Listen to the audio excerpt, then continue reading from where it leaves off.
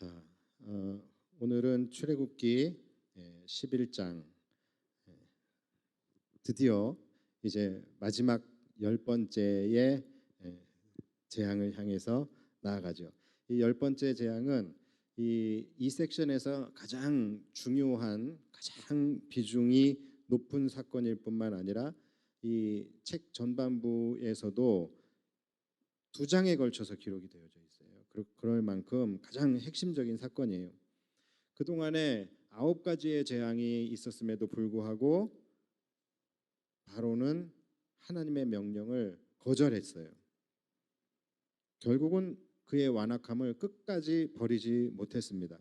그래서 마지막으로 이제 가장 참혹한 이제 열 번째 재앙이 애굽 땅에 임하게 되는데 이 재앙은 너무나 참혹해요. 그래서 이 열 번째 재앙 이건 이 성경에서도 너무 참혹하니까 6절에 보면은 애굽 온 땅에 전무후무한 큰 부르짖음이 있으리라 이렇게 말씀을 하고 있어요.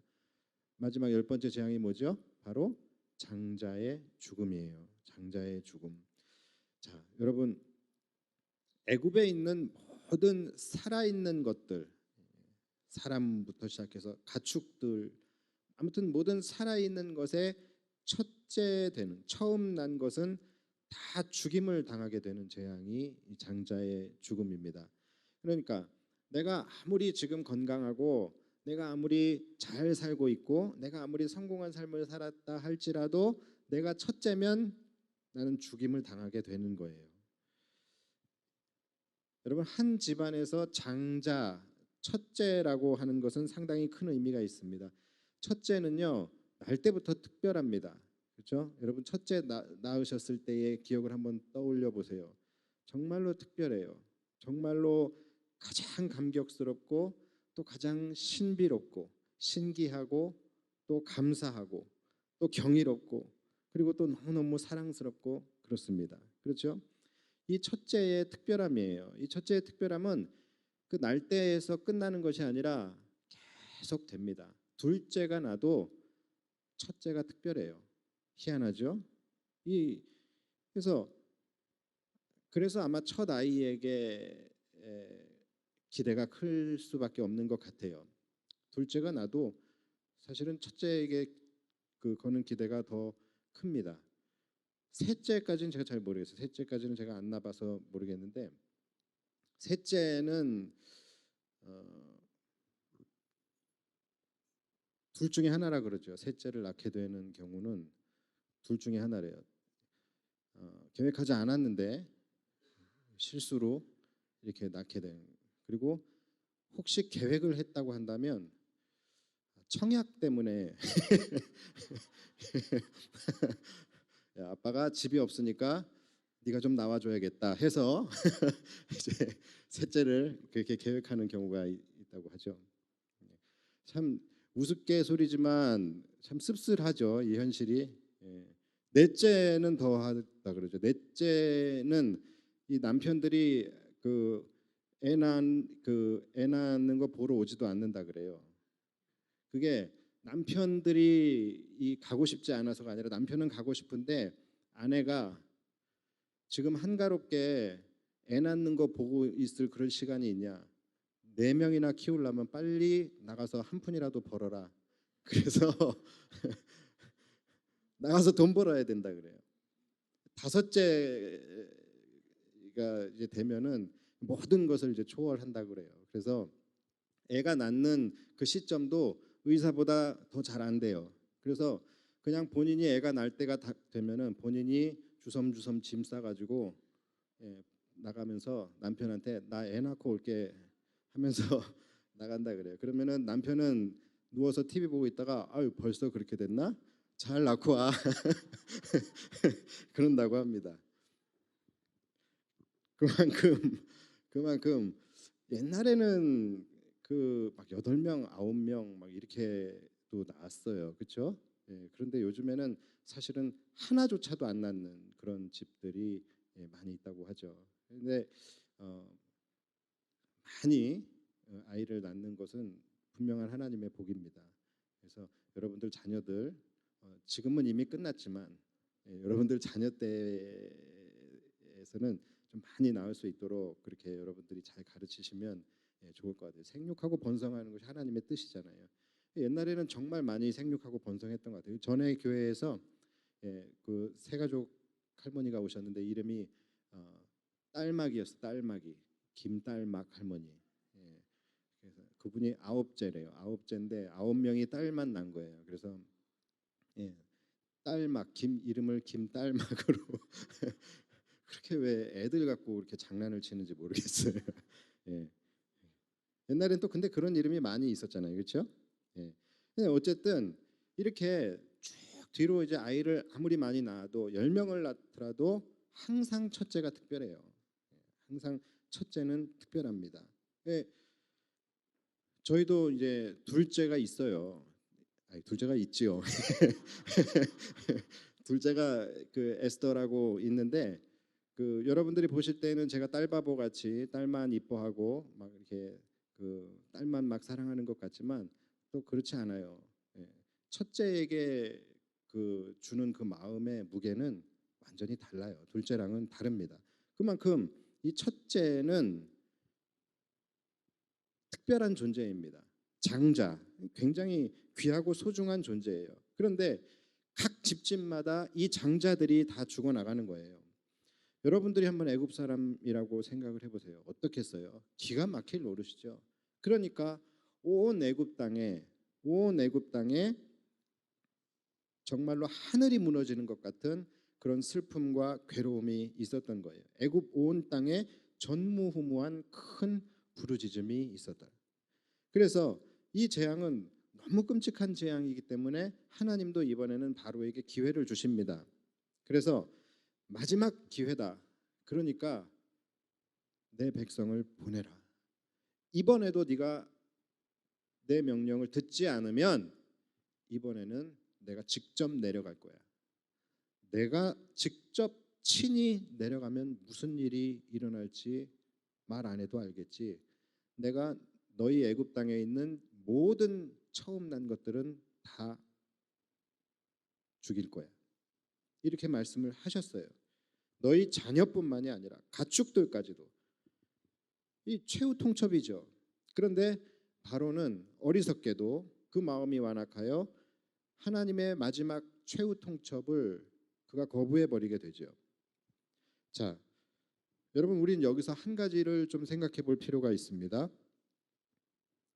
아무리 생각해도 이해가 안 되는 부분이 있어요. 왜 하나님은 신이신데 왜 신이신 하나님이 그렇게 바로와 같은 그런 사람과 신이 더불어서 싸우시느냐라는 거예요. 마치 이건 이겨도 자랑이 아니에요. 지면은 아주 그것은 창피한 일이고, 그러니까 어른이 아이랑 싸우는 것과 같잖아요. 그렇죠? 어른이 아이랑 싸워서 뭐가 남겠어요? 또 싸우시려면 하나님이시니까 그냥 하나님답게 그냥 한 큐에 그냥 딱 끝내버리시고 딱 애굽을 평정해 버리시면 좋을 텐데 왜 굳이 신이신 하나님이 바로 같은 그런 어리석은 자와 싸우시면서 왜 10라운드까지 긴 싸움을 끌고 가시냐라는 것이죠. 자, 이 질문에 대해서는 이제 우리가 어느 정도는 대답을 하실 수 있을 거예요. 하나님이 애굽에 10가지 재앙을 내리신 이유, 첫 번째는 뭐죠? 간단하게 이야기하면 첫 번째는 애굽 사람들이 하나님이 여호와인 줄 알게 하기 위해서예요. 그렇죠? 그래서 애굽의 신을 하나씩 다 격파시키시면서 그래서 가장 강한 신들 중에 가장 강하고 높으신 신 중의 신이 바로 여호와 하나님이심을, 그래서 애굽 사람들로 하여금 하나님이 여호와이신 줄 알게 하는 것이 첫 번째 이유죠. 두 번째 이유는 뭐예요? 사실은 이유는 그냥 하나예요. 여호와 하나님이 여호와이신 줄 알게 하는 것. 그런데 첫 번째는 그 대상이 애굽 사람이고 두 번째는 누구예요? 이스라엘 백성들. 그렇죠? 이스라엘 백성들이 하나님이 여호와이신 줄을 알게 하기 위해서 하나님이 재앙을 내리신 거예요. 자, 적어도 여러분들이 지금 피곤하셔서 대답을 안 하시고 힘드셔서 입술이 지금 한 6근은 돼서 움직일 수가 없으니까, 나는 움직이고 싶은데 움직여지지가 않으니까 대답을 안 하신 것일 뿐이지, 지금까지 설교를 다 들으셨다고 한다면 충분히 이 대답까지는 여러분들이 하실 수 있어요. 여기까지는 다 아시죠? 아실 거라 믿습니다. 자, 아멘은 하시네요. 그건 안 무거우신가 봐요. 자, 그럼 내가 여호와인 줄 알리라.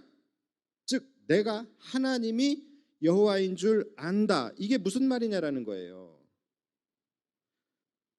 이것이 그냥 하나님의 존재를 아는 건가요? 그건 아니죠. 우리가 하나님을 아는 지식, 하나님을 아는 것이 무엇인지에 대해서는 몇 번 여러분들과 함께 말씀을 나눈 적이 있어요. 그렇죠? 그렇죠? 자,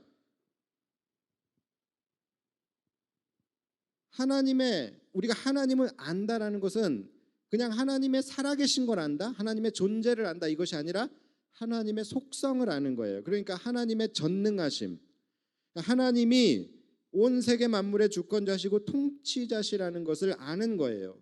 10가지 재앙이 있잖아요. 10가지 재앙을 통하여 하나님이 땅의 것, 땅 위의 것, 그 다음에 하늘에 있는 모든 것을 주관하시고 통제하시고 다스리시는 온 세상 만물의 통치자이시다라는 것을 아는 것이 하나님을 아는 것이잖아요. 그렇죠? 그것을 이스라엘 백성들이나 애굽 사람들이나 동일하게 그것을 보고 깨닫고 알게 하게 하는 것, 이것이 애굽의 재앙의 목적, 이것이 첫 번째 목적이잖아요. 자, 그러니까 여기에 대해서는 이스라엘 백성이나 애굽 사람이나 다 목적이 같아요. 뭐냐면 하나님이 여호와이신 줄을 아는 거예요. 그다음에 이제 두 번째는 하나님을 안다는 것이 뭐냐? 그 하나님이, 이게 중요해요. 하나님이 누구신지를 알았다고 한다면 그 하나님이 나에게 또는 우리에게 무엇을 원하시는가, 무엇을 말씀하시는가, 이것을 아는 거예요.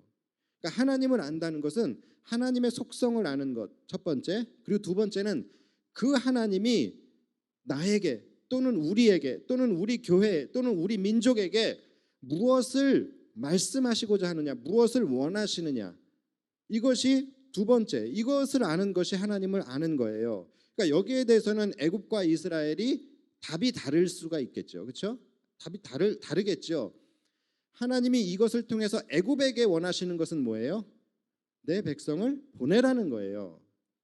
그렇죠? 그리고 이스라엘 백성에게 원하시는 것은 뭐예요? 그렇죠?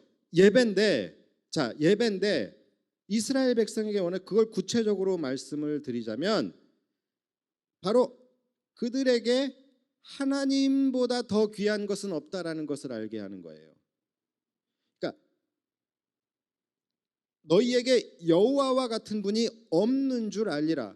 그러니까 너희에게 하나님만큼 너희에게 지금 귀한 분, 필요한 분, 절대적인 분이 없다라는 것을 이스라엘 백성들이 아는 것, 이것을 하나님이 원하시는 거예요. 그래서 이스라엘 백성들은 이 일들을 통하여 하나님만 있으면, 하나님이 우리 하나님이 되어주시면 다른 그 어떤 것도 우리는 필요 없다라는 것, 하나님이 있으면 살고 하나님이 없으면 죽는다는 것, 그래서 하나님만 의지하고 하나님만 바라보고 하나님만을 예배하는 그런 하나님의 백성이 되는 것, 그것이 나에게, 우리에게 가장 큰 복이 된다라는 것을 아는 것, 그것이 하나님이 원하시는 거예요. 그리고 그것이 우리가 하나님을 아는 거예요.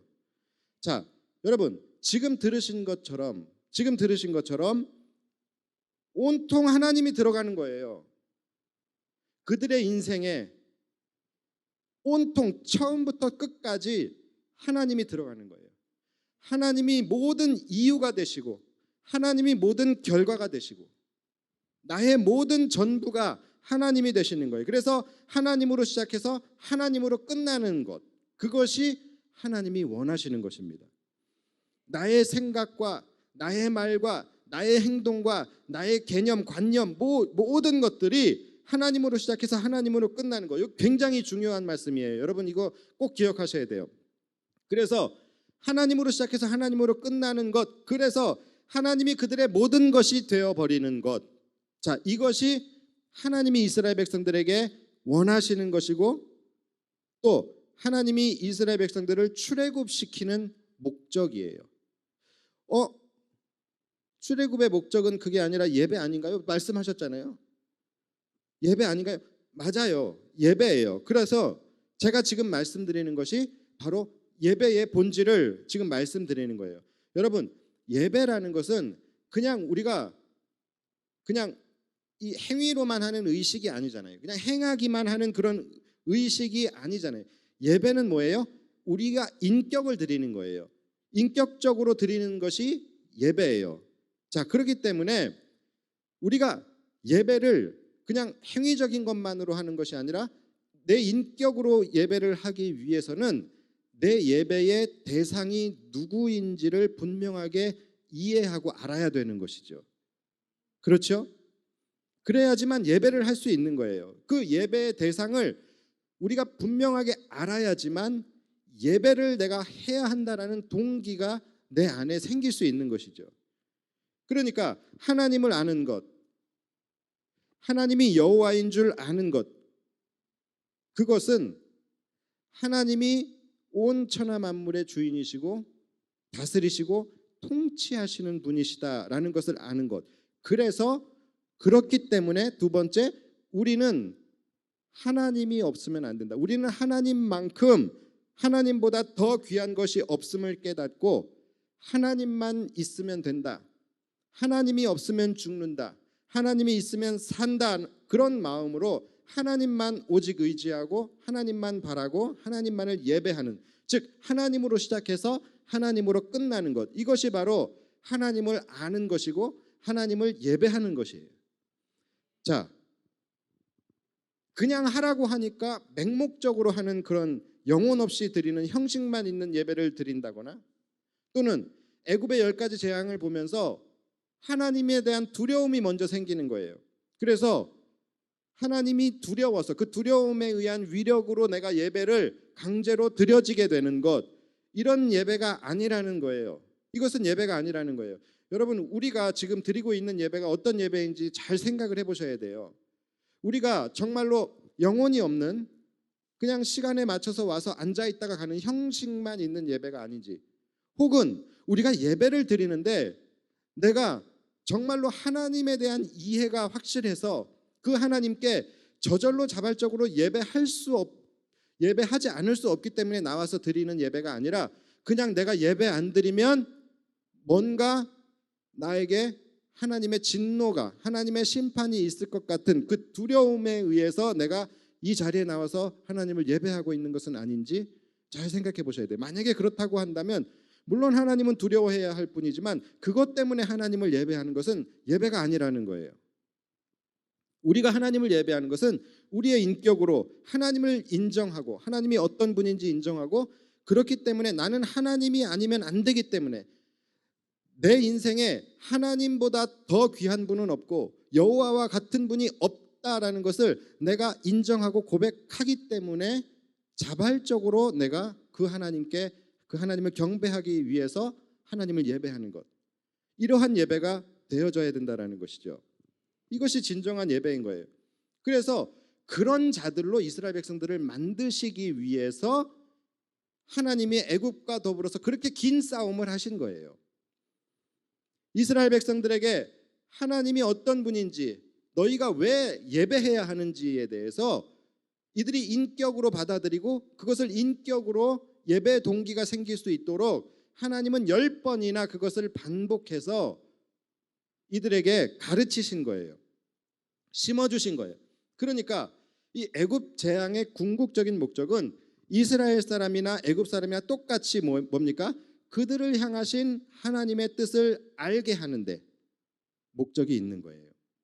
자, 여러분, 제가 지금 굉장히 중요한 말씀, 이 세상에서 가장 중요한 말씀을 드렸는데 여러분들이 지금 반응이 없었어요. 애굽 재앙의 목적은 그들로 하여금 하나님의 뜻이 무엇인지를 알게 하는데 목적이 있다. 자, 또 반응이 없어요. 자, 왜 반응이 없어요? 그러니까 여러분들이 지금 진부하다고 생각하는 거예요. 이 하나님의 뜻을, 이 결론이 너무 진부하다. 하나님의 뜻을 깨달아야 한다. 그분의 뜻을 우리가 알아가야 한다. 그분이 무슨 말씀을 하시는지 우리가 그것을 알아야 한다. 이거 너무 많이 들은 거예요. 너무 많이 들어왔으니까. 그리고 사실은 대부분의 말씀에 대한 마지막 결론은 이거거든요. 나를 향하신 하나님의 뜻이 무엇인지 우리는 알아야 하는 거. 이것이 결국은 대부분의 말씀의 결론이다 보니까 이것이 별로 새롭지 않고 그냥 진부한 거예요.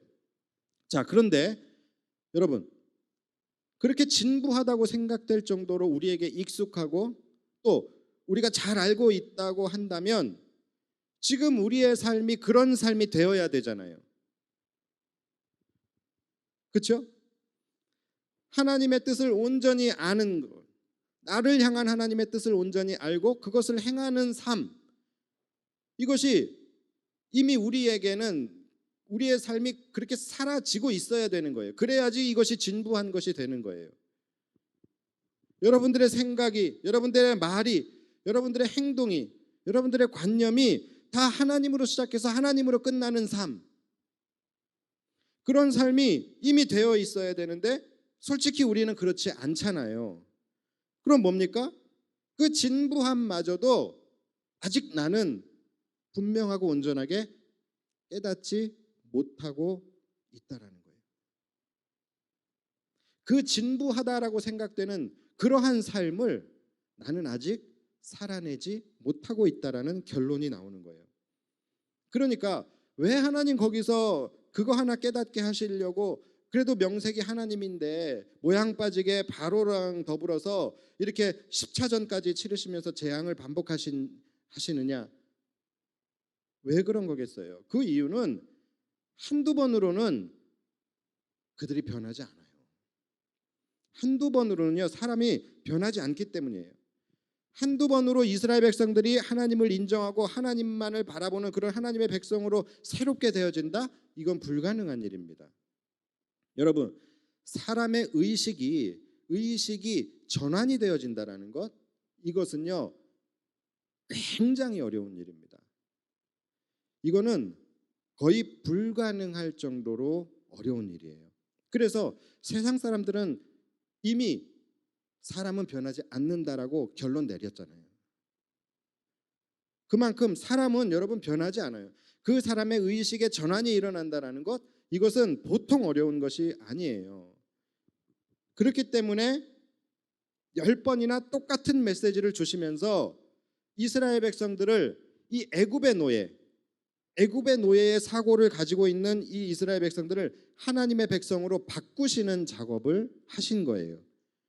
그럼 10번이나 그렇게 반복을 하시면서 하나님이 정말로 모양 빠지게 바로랑 더불어서 십차전까지 가셨는데 이스라엘 백성들이 변했나요? 변하지 못했어요. 결국은 그들이 하나님을 인정하긴 했죠. 그리고 하나님의 백성이 되긴 됐어요. 그런데 정말로 잠깐 그랬다가 곧바로 홍해를 만나니까 이 사람들이 어떻게 합니까? 모세를 막 원망하고 하나님을 막 원망하고, 애굽에 묘지가 없어서, 애굽에 땅이 없어서 우리를 이곳에서 죽게 하느냐, 애굽의 고기가 그립고, 이러면서 애굽을 그리워하기 시작을 하는 거예요. 자, 하나님으로 시작을 했어요.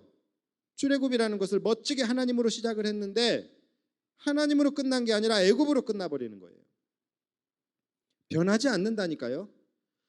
변한 것은 끝이 변해야 변한 거예요. 그런데 변하지 않잖아요.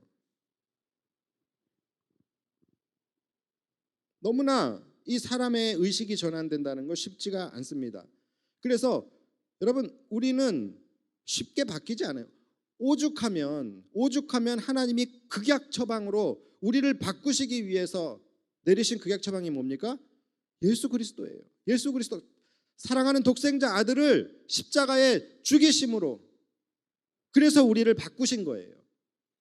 그러니까 사람은 바뀌지 않아요, 여러분.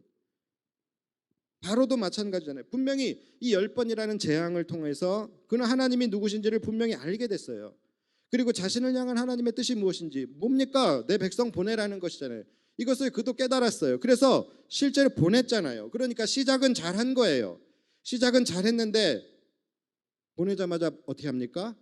곧바로 애굽의 마병을, 애굽 군대를 출격시켜서 그들을 다시 잡아오고 이렇게 된다는 거예요. 이 장자의 죽음이라는 무시무시한 죄, 온 애굽 땅에 피눈물의 절규가 막 울려 퍼진 게 얼마나 됐다고 바로는 다시 완악해져 버리는 거예요. 자, 그런데 여러분, 바로나 우리나 똑같다라는 거예요. 누구 하나 그냥 누가 더 낫고 말고 할 게 그냥 없어요. 그냥 바로와 우리는, 또 이스라엘 백성들과 우리는 그냥 똑같아요. 우리도 마찬가지잖아요. 10번이 아니라 우리는 적게는 몇 년, 많게는 수십 년 동안 신앙생활을 하면서 같은 말만 수백 번, 수천 번 들었어요. 반복해서. 그런데도 깨닫지 못하잖아요. 하나님으로 시작해서 하나님으로 끝나는 삶, 우리 살아내지 못하고 있잖아요. 변화되지 않고 새로워지지 않잖아요. 하나님으로 시작할 때는 종종 있어요. 그러나 항상 끝이 하나님이 아니에요. 여러분, 엄마가 공부해라는 말을, 똑같은 말을 왜 수천 번, 수만 번 합니까? 왜? 똑같은 말이잖아요. 똑같은 말. 야, 너 좀 공부해. 들어가서 공부해. 숙제해. 이 말을 왜 수천 번, 수만 번 합니까? 안 하니까. 뭘 그렇게 어렵게 생각해요? 안 하니까 하는 거예요. 재밌는 것은 듣는 자녀들도요, 그것이 짜증은 나요. 또 지겹다고는 생각해요. 그러나 아니, 엄마가 왜 저렇게 같은 말을 반복하지? 엄마가 좀 이상한 거 아니야? 병원 가야 되는 거 아니야? 라고 생각하는 자녀들은 한 명도 없어요. 왜요? 안 하니까. 자기가 안 하고 있으니까. 엄마도 똑같은 말 1000번, 1000번 반복하면서 내 자식이 이상하게 생각하지 않을까라는 생각 1도 안 해요. 왜요? 안 하고 있으니까. 안 하고 있으니까.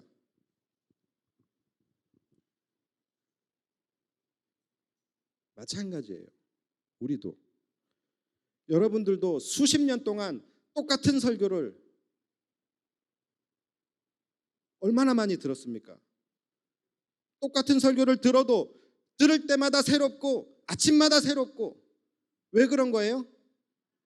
그렇게 안 살고 있으니까.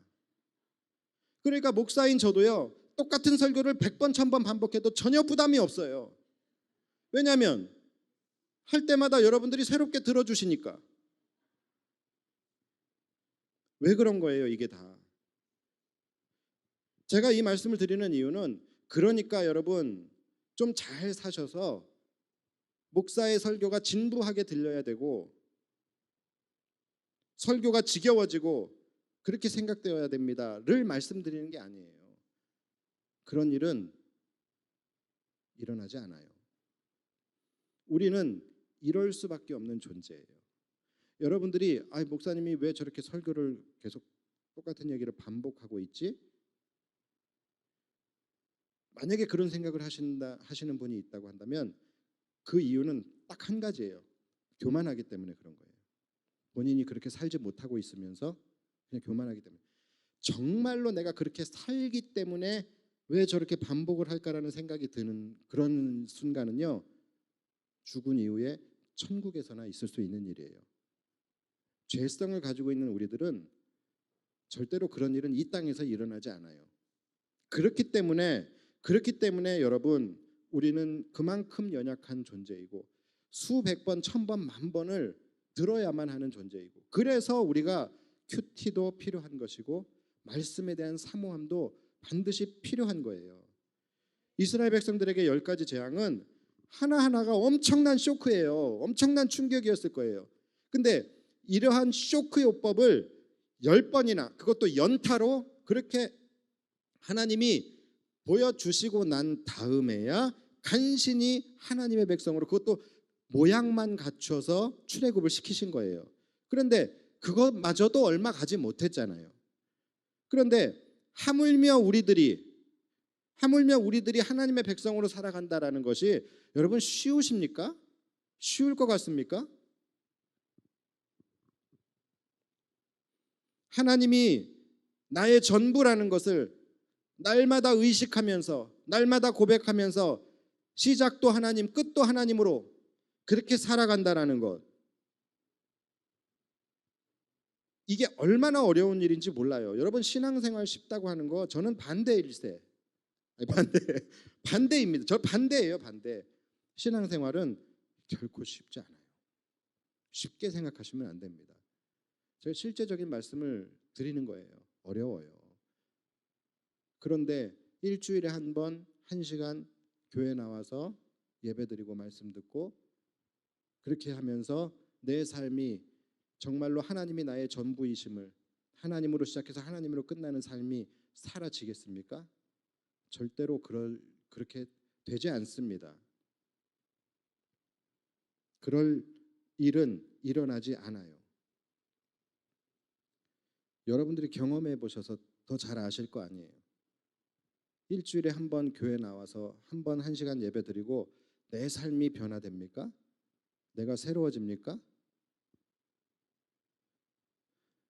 물론 하나님의 역사는 그렇게 하실 수 있겠죠. 그러나 내가 그럴 수 있다라는 마음으로 그렇게 신앙생활을 하는 사람은 절대로 변화되거나 새로워지지 않아요. 새로워질 수가 없는 거예요. 그래서요, 제가 하나님을 온전히 우리가 알고 변화를 받아서 새롭게 되어질 수 있는 방법을 제가 말씀드리고 오늘 말씀을 정리하려고 합니다. 여러분, 우리가 정말로 새롭게 바뀌어지고 변화되고 싶다고 한다면 나를 고치려고 하지 마세요. 뭔가 우리를 좀 고쳐야 될 것 같잖아요. 그런데 여러분, 나를 고치려고 하지 마십시오. 나를 고치려고 해서는 힘은 힘대로 들고 절대로 우리는 변화되거나 새로워지지 않아요. 사람은 안 고쳐집니다.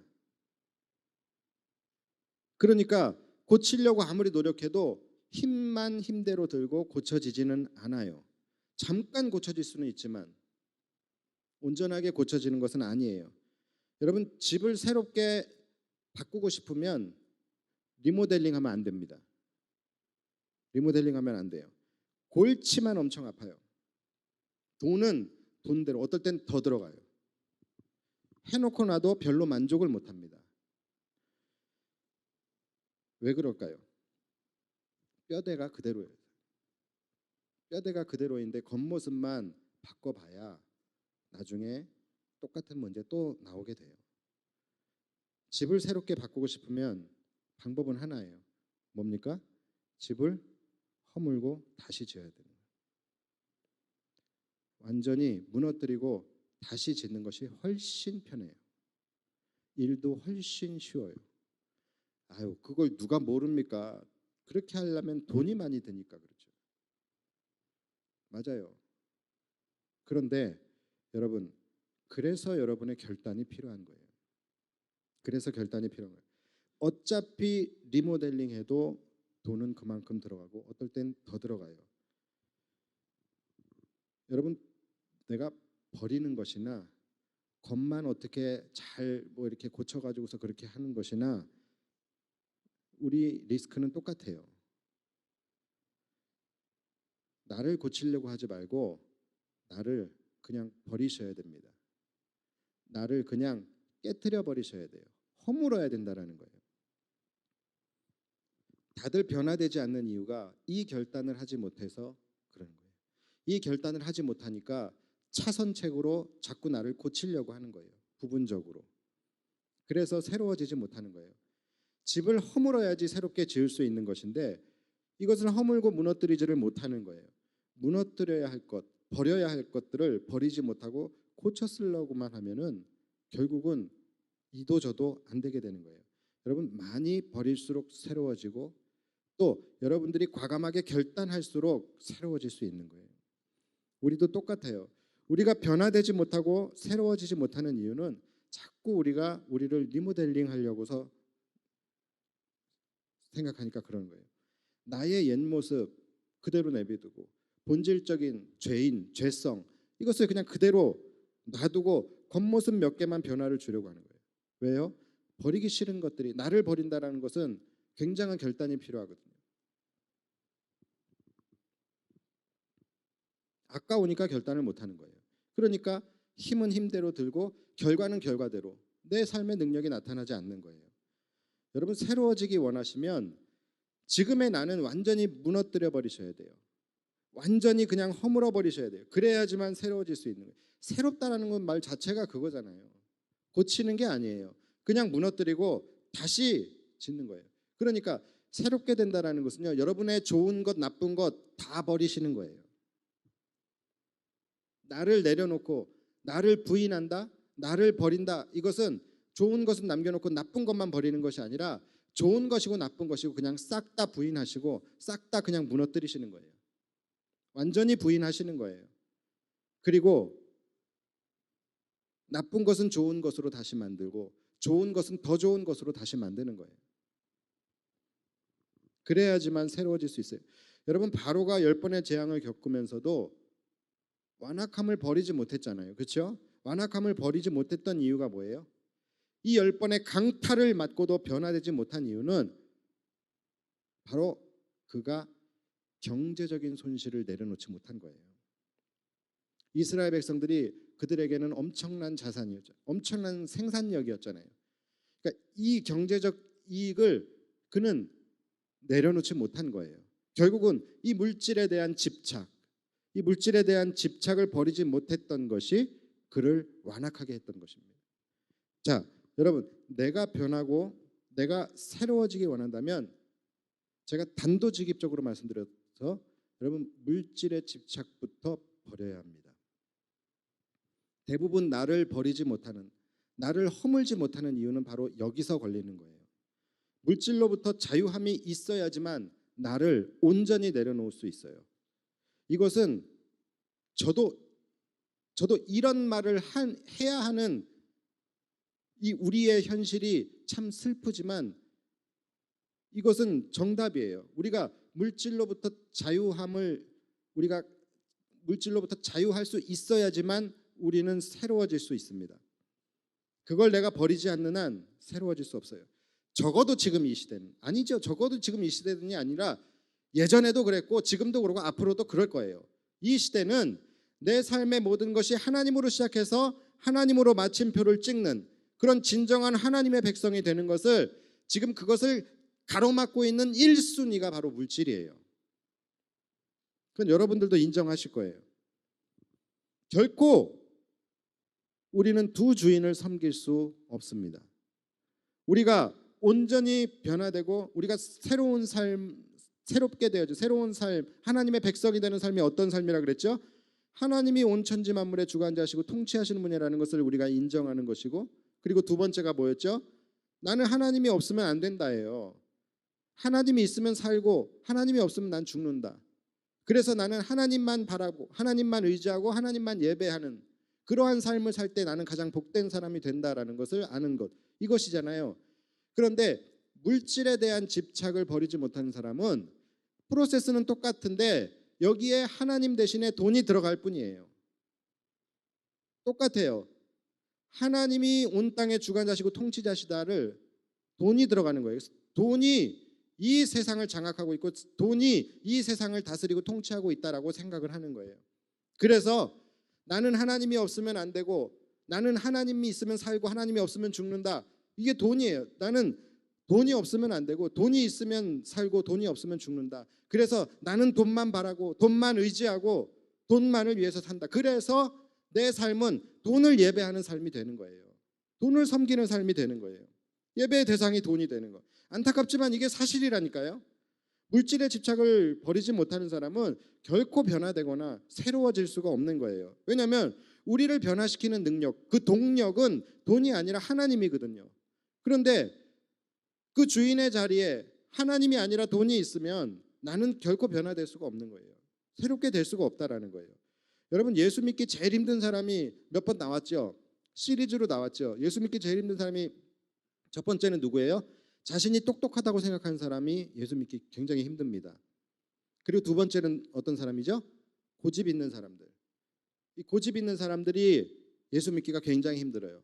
세 번째가 바로 물질에 집착하는 사람들, 예수 믿기 굉장히 힘듭니다. 복음을 받아들이기가 굉장히 어려운 사람들이에요. 부자들이라고 다 전도하기 힘들어요? 아니에요. 그렇지 않아요. 부자들 중에서도요, 예수 잘 믿는 사람들 많습니다. 예수 믿기 힘든 사람은 부자가 아니라 물질에 대한 집착이 강한 사람들이 예수 믿기 힘들어요. 그런데 그런 사람들이 대개는 부자들 중에 많이 있기 때문에, 그렇기 때문에 부자들이 전도하기 힘들다고 하는 거지, 핵심은 돈이 많고 적고가 아니라 물질에 대한 집착이에요.